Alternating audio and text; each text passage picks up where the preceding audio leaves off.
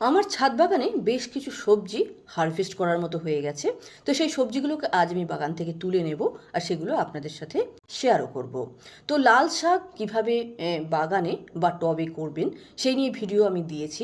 বীজ থেকে খুব সহজে এই লাল শাক করা যায়। আর 10 টাকা বা 20 টাকার বীজ কিনলে কিন্তু পুরো সিজন ভোর বা জানুয়ারি, ডিসেম্বর জানুয়ারি মাস ছাড়া আর 10 মাস কিন্তু এই শাক আপনি বাড়িতে গ্রো করে খেতে পারবেন।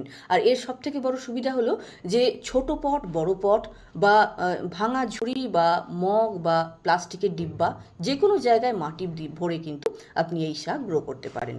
বেশ কিছু লঙ্কাও হয়েছে, তবে আমার রান্নাঘরে যেহেতু শুকনো লঙ্কার দরকার ছিল সেজন্য আমি লঙ্কাগুলোকে কাঁচা না পেরে লঙ্কাগুলোকে আমি গাছে লাল করে নিয়েছি। আর এগুলো অর্ধেকটা শুকনো হয়ে গেছে।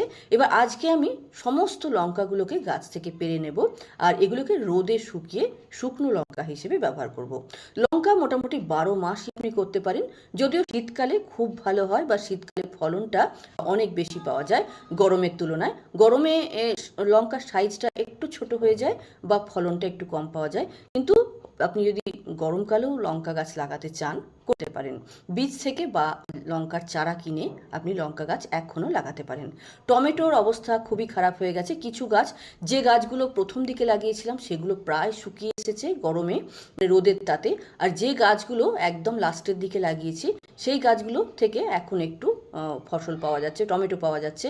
তবে হ্যাঁ, টমেটোর সাইজ অনেক ছোট হয়ে গেছে আর সংখ্যাতেও অনেক কম হচ্ছে। তো যাই হোক, এখন আর টমেটো লাগাবো না। আবার অক্টোবরের প্রথম সপ্তাহে বীজ থেকে বা চারা থেকে লঙ্কা টমেটো গাছ গ্রো করব। আর যে গাছ থেকে ফসল নিচ্ছি বা শাক যেখান থেকে তুলে নিলাম সেখানে একটু সার ছড়িয়ে দিচ্ছি, যাতে আবার এই শাকগুলো হলহলিয়ে বাড়তে পারে বা সবজি গাছে আবার সবজির ফুল আসে।